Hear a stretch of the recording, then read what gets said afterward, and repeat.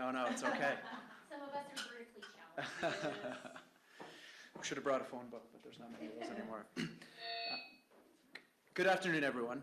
My name is Andrew Joyner, Managing Director and Head of Multifamily at Tricon Residential.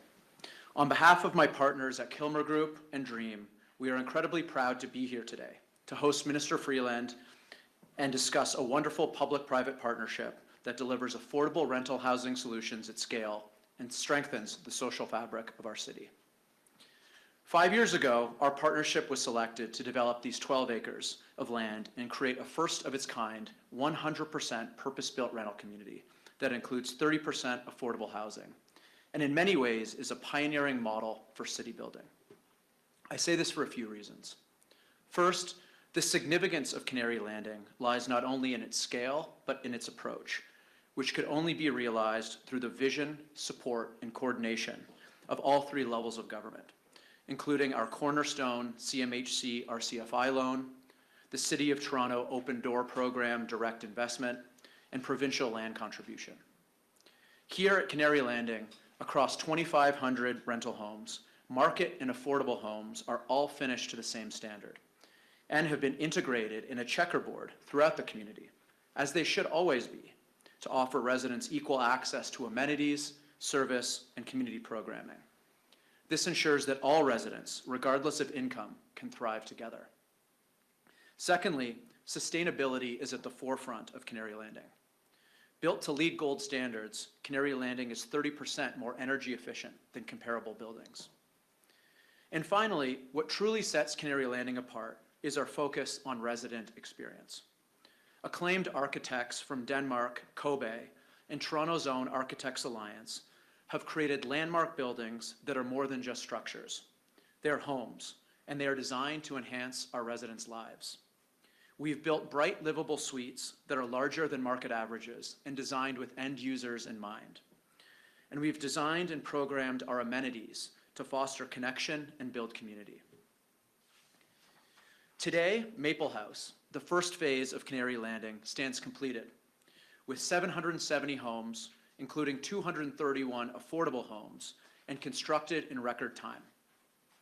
We have hundreds of happy residents living in the community, and we've worked closely with affordable housing partners such as Wood Green, Interval House, Wigwamin, Costi, and March of Dimes, as well as the City of Toronto through an open market call to ensure that these homes reach those who need them most.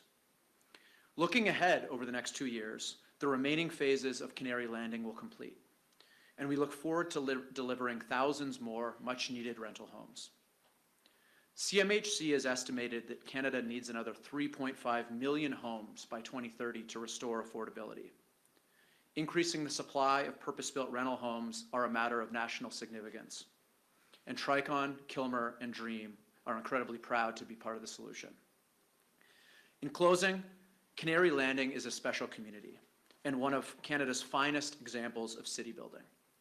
It is also a testament to what is possible when all three levels of government partner with the private sector to work towards a common goal: introducing rental housing supply, providing affordable homes for key workers and their families, and creating communities that will have a positive and lasting impact for generations to come.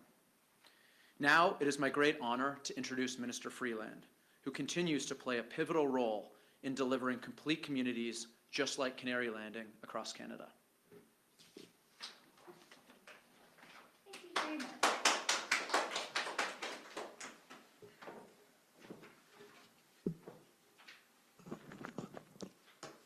Bonjour. Je tiens tout d'abord à reconnaître que nous sommes réunis sur les territoires traditionnels de nombreuses nations, dont ceux de Mississauga du Credit, des Anishinaabeg, des Chippewa, des Haudenosaunee, et des Wendat. I am so delighted to be here in Toronto today with my wonderful colleague, the local MP, Marci Ien, and with you, Andrew. And with the team of people who have made, I believe, this truly historic community possible. Here we are in Canary Landing, right next to the Distillery District. There are some things that I really want to highlight about why I'm here today, why Marci is here today, and why we really kind of want to take a metaphorical highlighter and point out to the people of Toronto, the people of Ontario, the people of Canada, what is being done here. Because I think it's really important and something that we need to lean into and do more of. Canary Landing is the largest residential development in Canada. It includes 2,510 purpose-built rental units, 685 of which will be at below market rent. Those 685 units will be, some of them already are, for families, victims of domestic violence, seniors, persons with disabilities, artists, and Indigenous people. Andrew pointed out something really important about this development and something that I hope will be a model for how we build affordable housing in Canada going forward.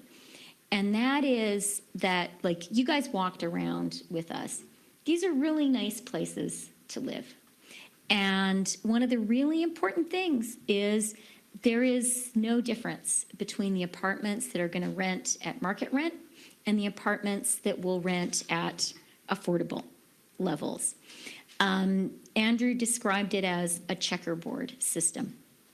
Why I want to emphasize that is, look, if you do not have a place to live, the single most important thing is just to have a home, to be warm and dry and safe.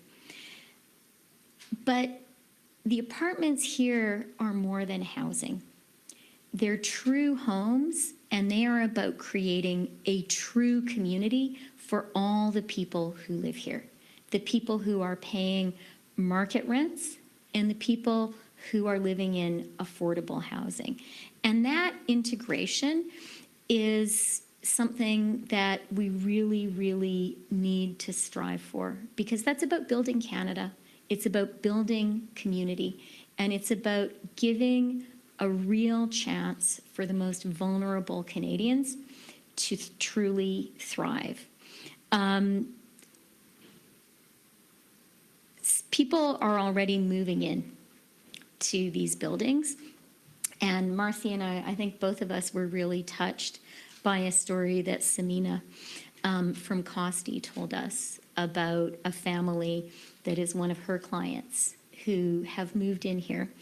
And some of the units here, like, they're units for families. We looked at a four-bedroom apartment, a really nice one that's going to rent for $950. And hearing from Samina how living here for a family that was struggling to find housing has already transformed the life of the family, of the children. That's what this is all about. And Andrew was quite right to point out we need to do a lot more. We need to build more homes faster in Canada.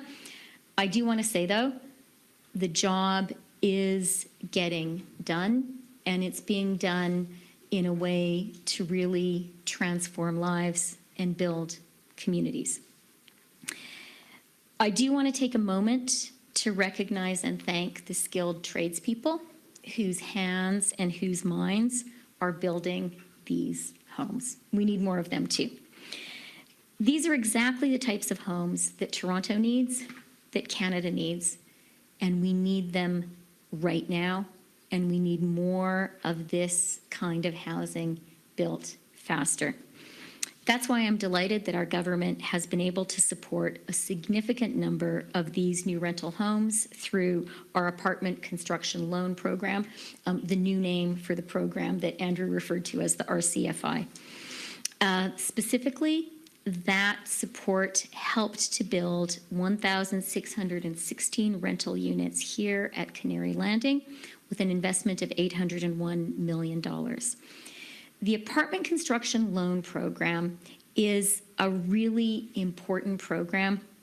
We topped it up with $15 billion in the fall economic statement because it makes the math work for builders like the people who built this great project, and it creates the right financial circumstances for them to build purpose-built rental communities like this one rather than condos. We're seeing right now what that money can do, what that money is already doing for Toronto, for Canada.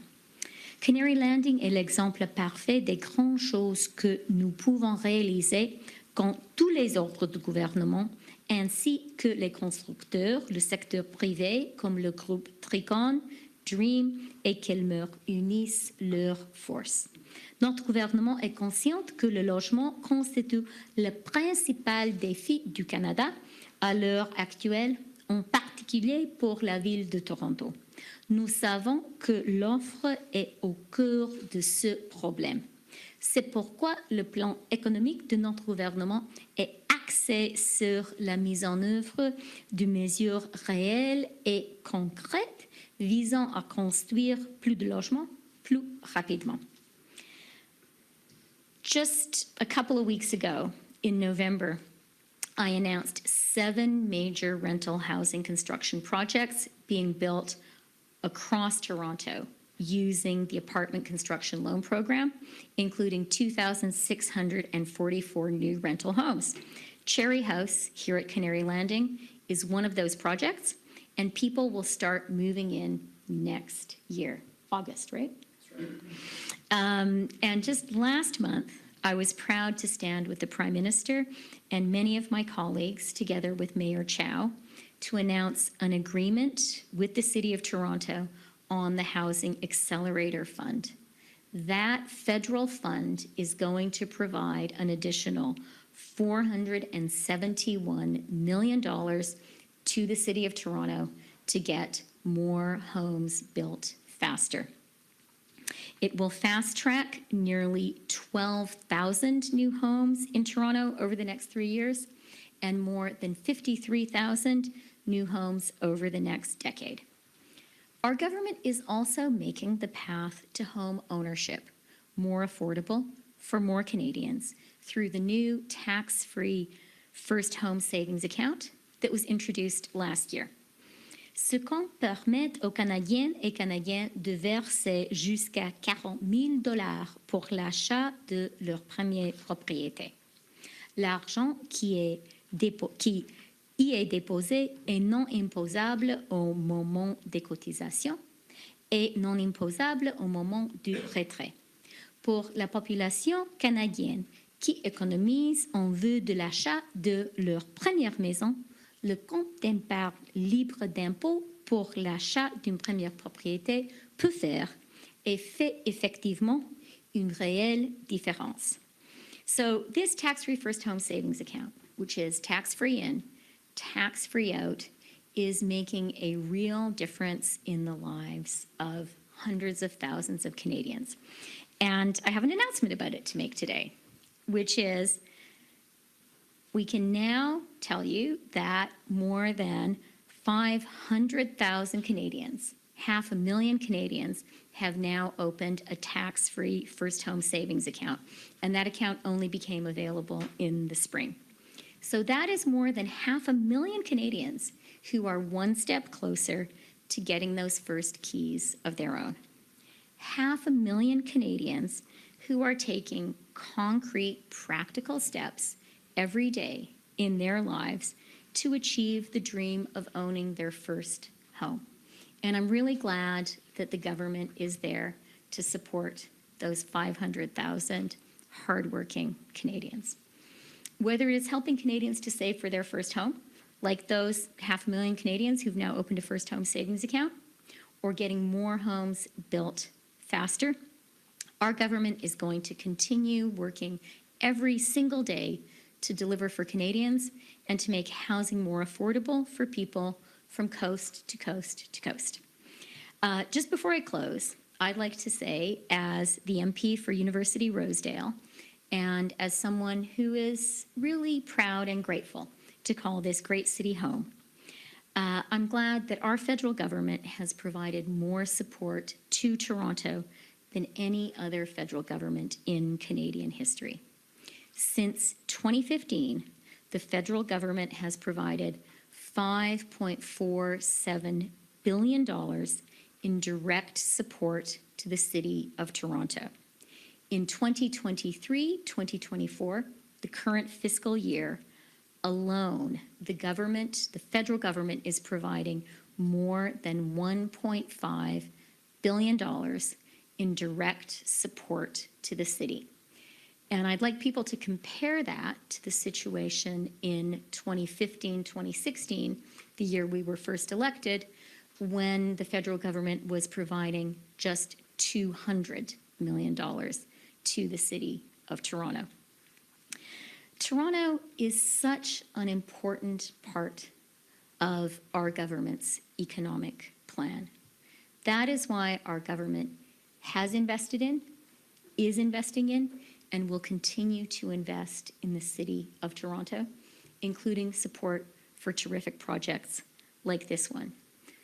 We know this is an amazing city, and we also know we all need to work together to make it even better. Today's announcement is a great start for me to the new year, and our government is looking forward to continuing to deliver for the people of Toronto and for all Canadians. So thank you very much for your time. Thank you, Andrew. Thank you to everyone who has worked so hard and is continuing to work so hard to bring this project to life. And I'm now going to pass it over to my wonderful colleague, Marci. Over to you, Marci.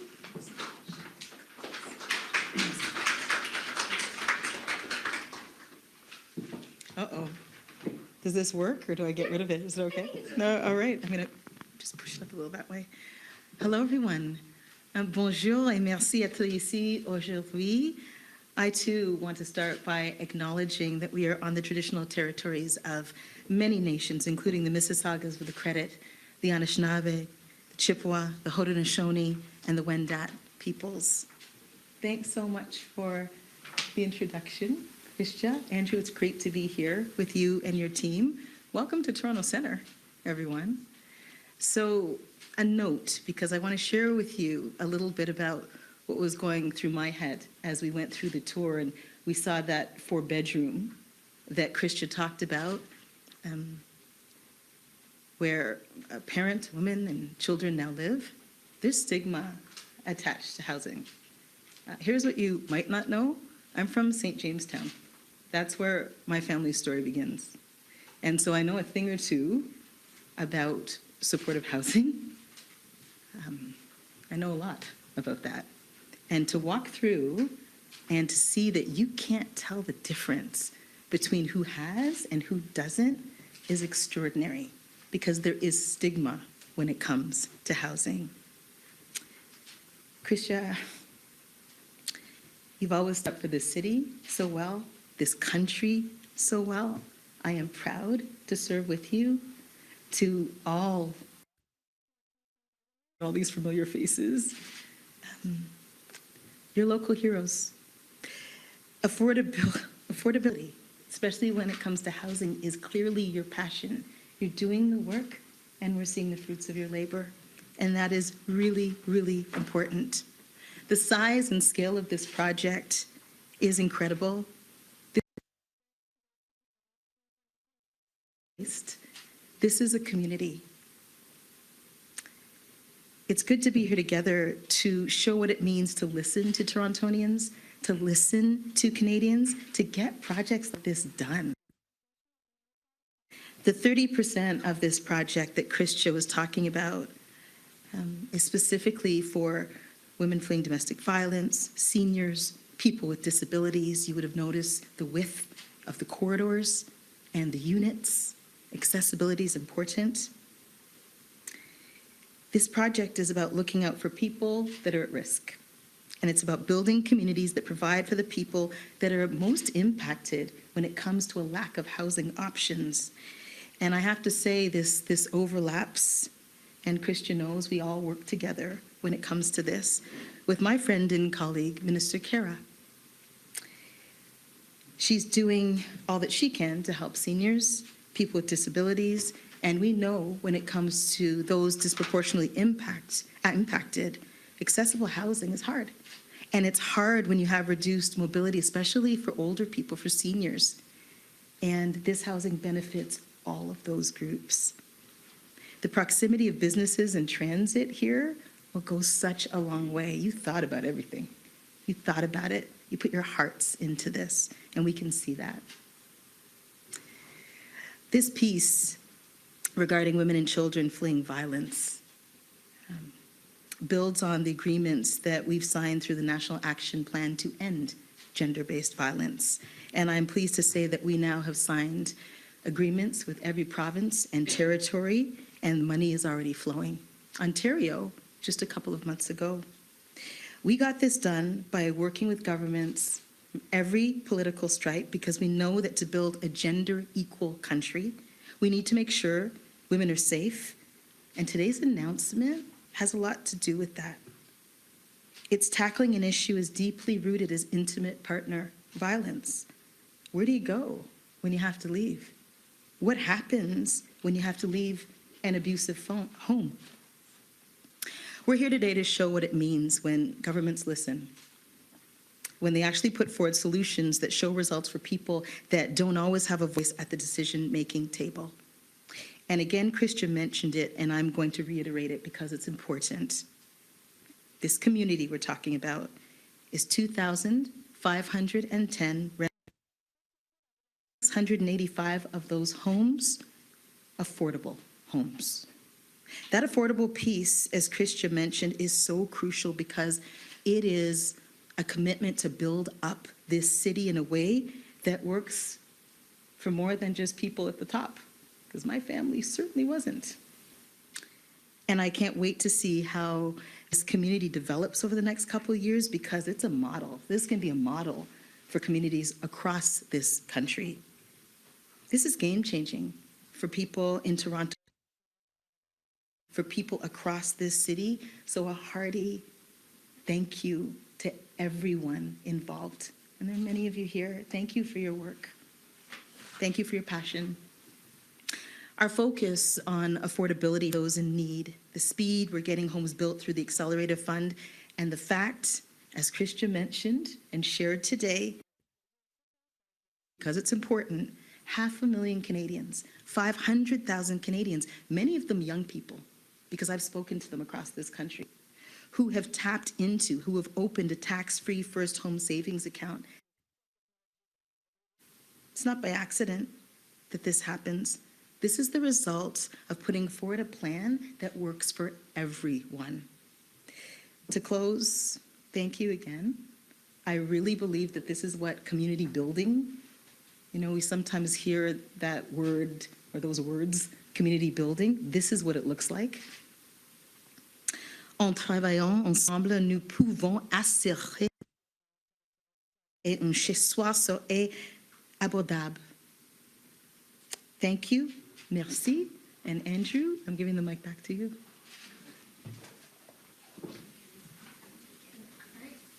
Oh, are you taking it? Okay. Kat is moderating our. Not back to Andrew. All right, now we can start the Q&A portion of the event. On va faire des questions. It'll be one question, one follow-up. There's a microphone just there. Please just stick your name and your media. Alors, on passe à des questions. Ça sera une question et une question suivie. Veuillez noter votre nom et votre média. Il y a un micro juste là. Good afternoon, Deputy Prime Minister Simon Dingley from CBC. Could we get you standing at the mic? I didn't want to presume. You might want to ask someone else. No. Deputy Prime Minister, documents obtained by Canadian Press show your government was warned that housing construction had not kept up with population growth, largely because of Canada's immigration targets. Why did your government not heed that warning and lower immigration levels? Thank you for the question, Simon. And let me say this. As a country, Canada is probably the country in the world which is the most welcoming of new Canadians, which is the most welcoming of immigrants. And as finance minister, I have to say that is a huge economic strength. It is a real driver of our country's economic growth.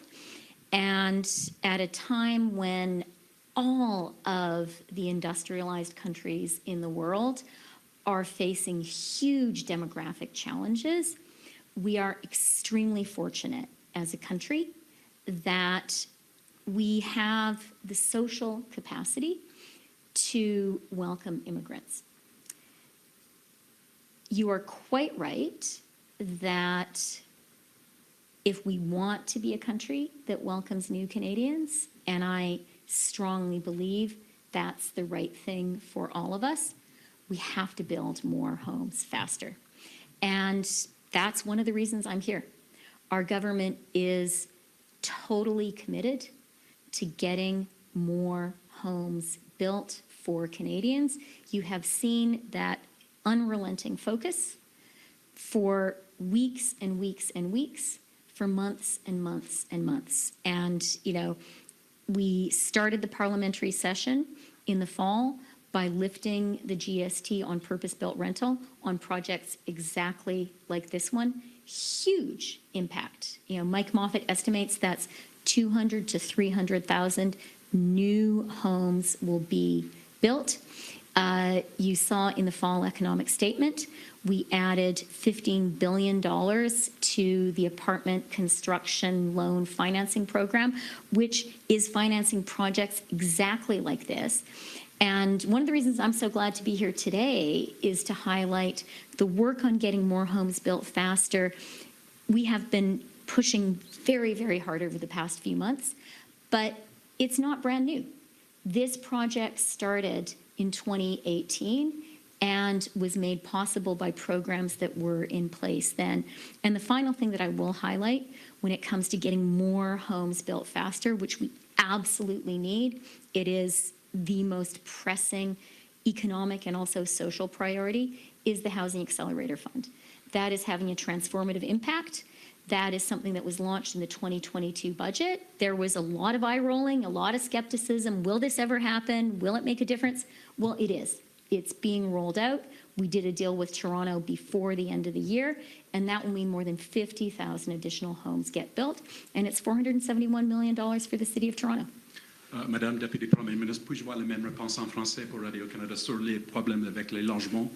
Oui, bien sûr.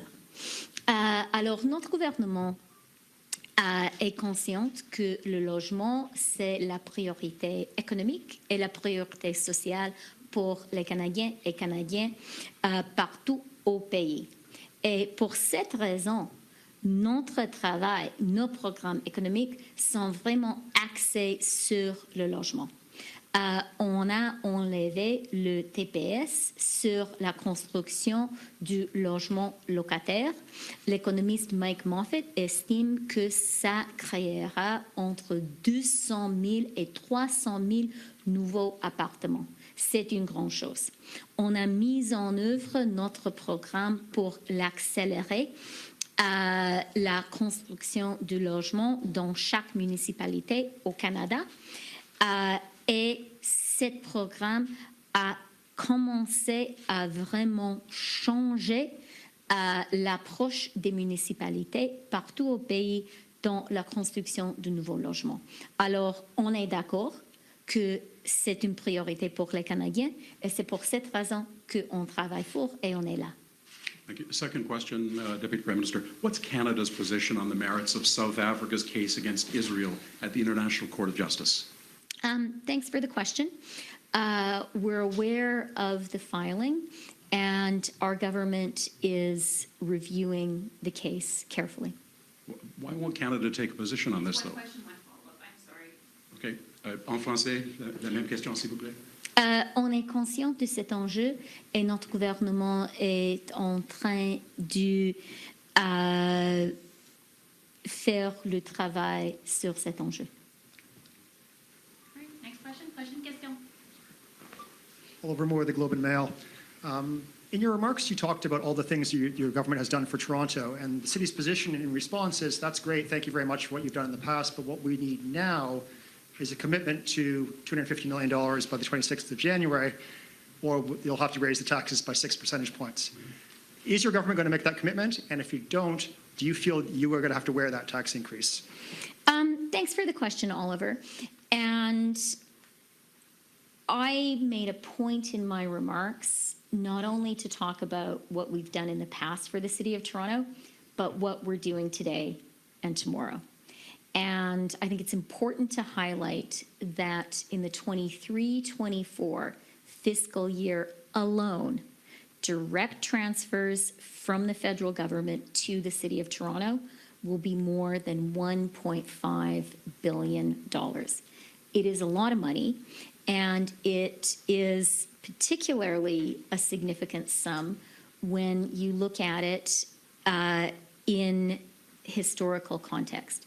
And the historical context is that when we formed government in 2015, 2016, the level of direct federal support for the city was just $200 million. So we are a government that 100% believes in supporting cities. We are a government that 100% recognizes how important Toronto is as a city, as a community, as a great place where we all live, and also, frankly, as an economic engine of Ontario and Canada. And that is why we are we are investing aggressively and energetically in the city, and we're going to continue to do that. Next question on the Honda plans or potential plans for EV plant. Did your government officials meet with Honda this week as expected, and is your government willing to offer more incentives? There were various meetings with Honda by officials across the government. I had a meeting with Honda, and it's a company that has been a very important investor in Canada, an important provider of great jobs. That's a very important relationship, and our work with them is ongoing.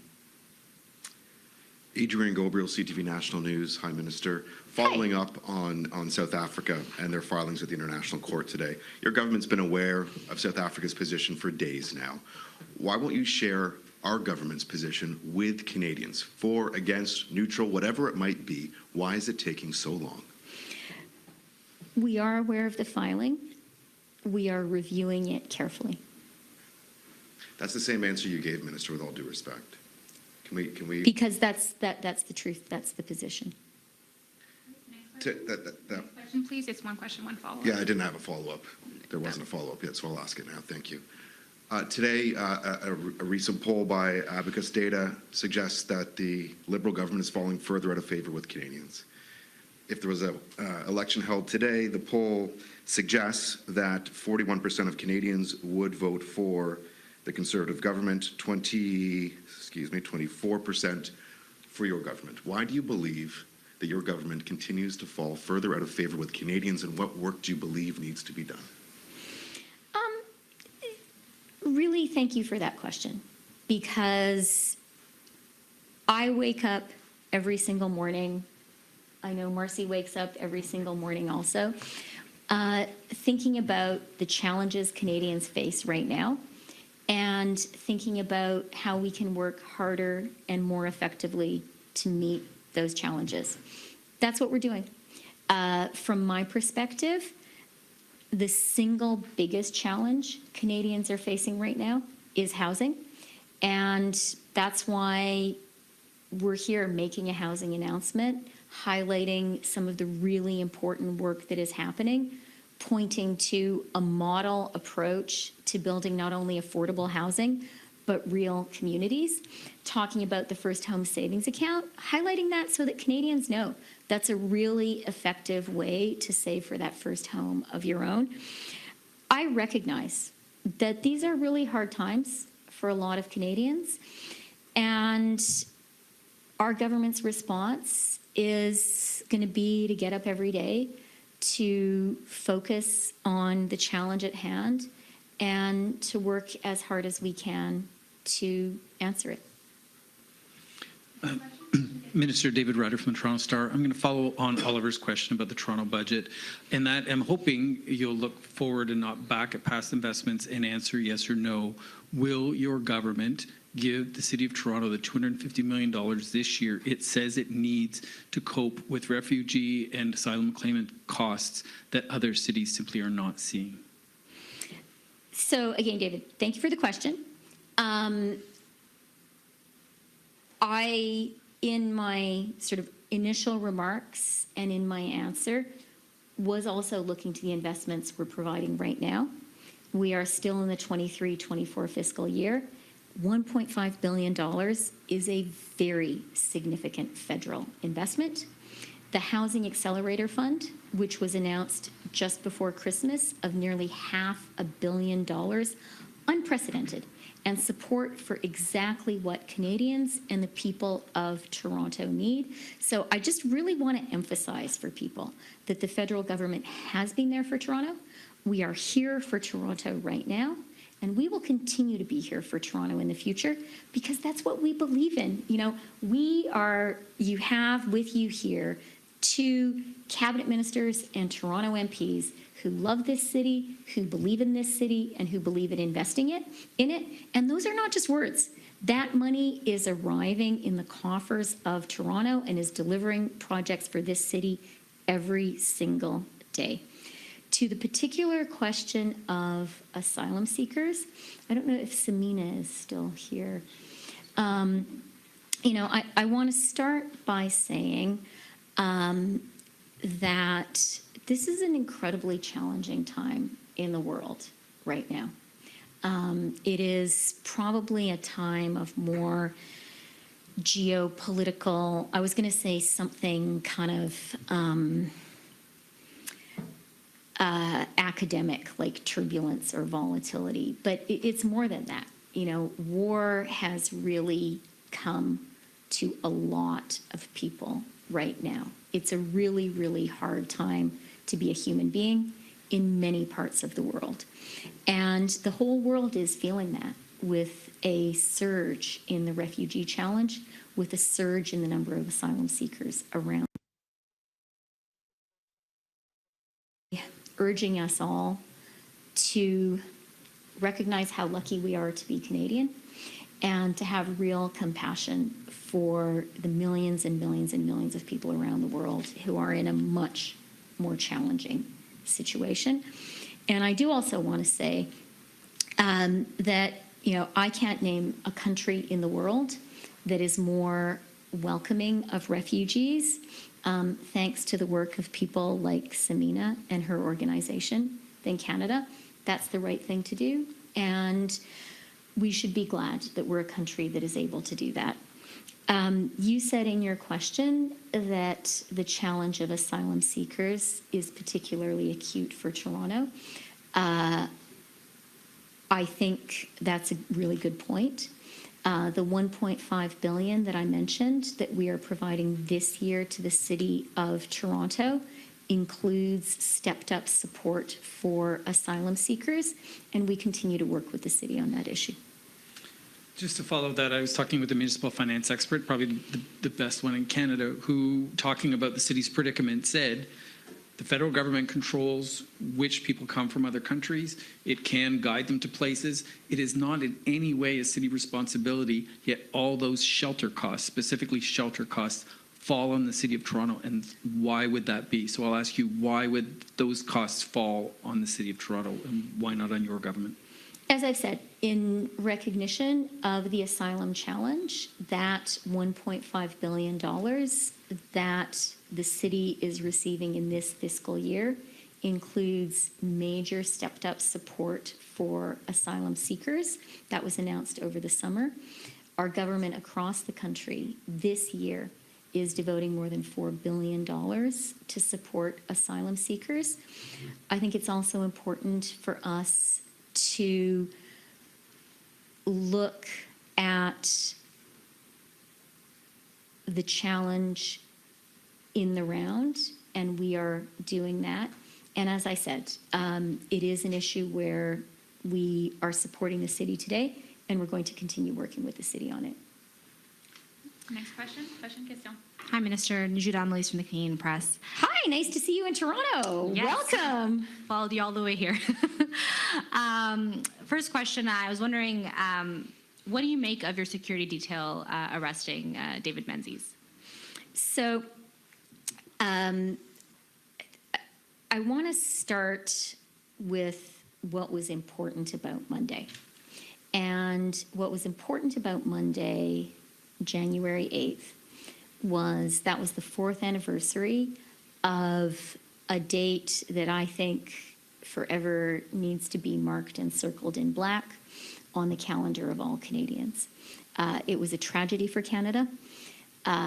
Canadians were criminally murdered, and I want to say to the families and loved ones of the people who were murdered that Canada remembers, Canada will not forget.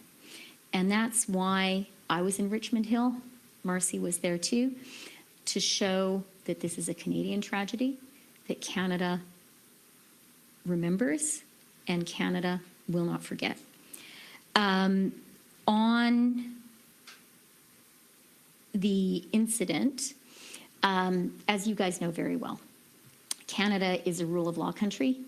Canada is a democracy. Operational decisions about law enforcement are taken by the police of jurisdiction. Quite appropriately, political elected officials have no role in the taking of those decisions, and that's why I don't have any further comment.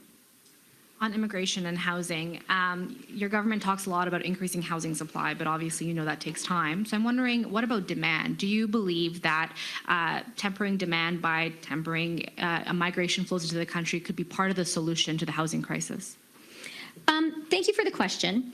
And I do want to start by saying I think it's important for us as Canadians to recognize the really positive role that immigration plays for our country. Canada is, I would say, in the world, uniquely welcoming of immigrants.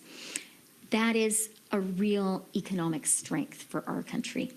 Right now, in the wealthy, industrialized world, one of the big long-term economic and social challenges is demographics. Thanks to the fact that we're a country that it knows how to welcome immigrants, that is a challenge that Canada is uniquely positioned to meet. And I think it's important for us to recognize that and really realize what a fundamental economic and social strength of our country that is. Having said that, you are absolutely right that for immigration to work as a Canadian economic strategy, we have to be sure that housing supply keeps up. And that is what our government is absolutely focused on doing. And I think we do have to be sure that our immigration system is working as intended. You will have heard my colleague, Mark Miller, talk about international students and talk about the work that he is doing to be absolutely certain that when people come here as a student, they are coming to a school that is really going to educate them, and that they're coming to a school that's ensuring that there is housing in place for them. That is a very reasonable expectation of international students and their parents when they come to Canada, and that is an area where there is absolutely work to do. All right, next question. Questions, yes, no? All right, that concludes today's Okay, press c'est fini. conference. Okay, merci beaucoup. Thank you. You guys don't have any questions for Marci? Okay, take care.